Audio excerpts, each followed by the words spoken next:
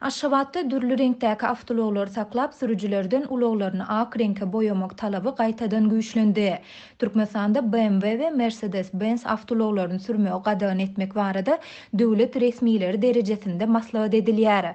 Bu barada Adatlyk radiosynyň habarçylary ýurt içinden habar berýärler.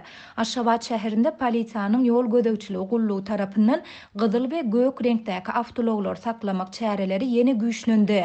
Ýol polisiýasy ulagy saklan destine raýatlaryň sürüjilik şahadatnamasyny we awtologyň tehnik taýdan gurotlugy hakyndaky resmiýnamasyny alýar diýip gizlilik şertinde söhbetdeş bolan habarçy 13-nji maýda gürrüň berdi.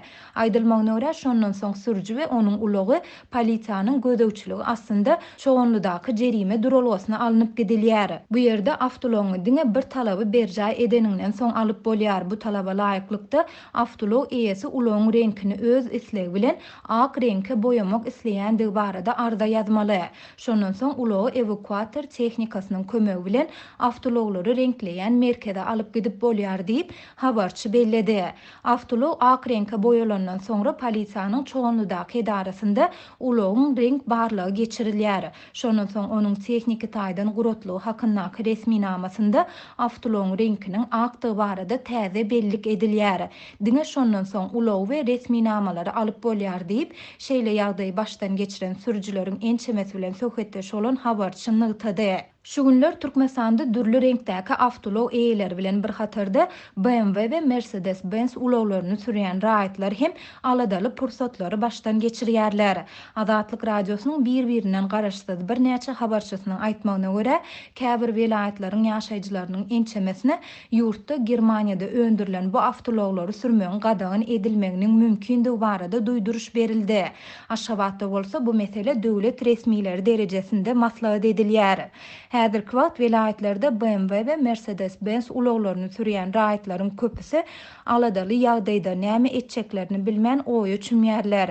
Eger bu gadagynçylyk güýje girdilse, köp raýatlar uly ziýan çekerler. Häzirki wagt bu habary eşiden Aşgabatly dostlarym hem aladaly halda diýip gizlilik şertinde maglumat beren habarçylarymyzyň biri 13-nji maýda gürrüň berdi. Adatlyň Aşgabatdaky habarçylarynyň biri bolsa gürrüň edilýän bu gadagynçylyk barada bir Mercedes-Benz ulagynyň eýesi bilen söhbetdeş bolandygyny we onuň bu barada hiç zat eşitmändigini aýtdy. Ýöne paýtagtyň polisiýa bölümindäki çeşmeler bilen söhbetdeş bolan Adatlyň beýleki bir habarçysy olaryň bu gadagynçylyk barada maslahatlaryň geçirilýändigini tasdiklandygyny belledi.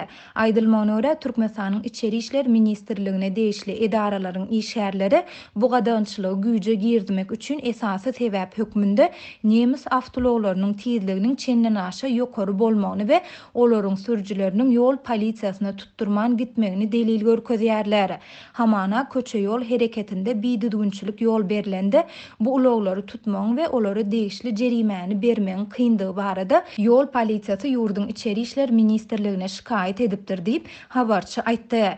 Ýöne Adatlyk radiosynyň habarçylary we yerli synçylaryň ençemesi türkmen häkimiýetleriniň ilat arasynda owadan nomerler hasaplanýan döwlet belgilerine reňki ak bolmadyk ulaglary gadagyn etmek ýaly çäklendirmelerine ünsü çekip, munyň ähli raýatlary bir meňdeş ulaglary sürmäge mejbur etmek arkaly hususy awtologlara degişli nowatdaky gadagynçylyk bolup biljekdigini aýdýarlar.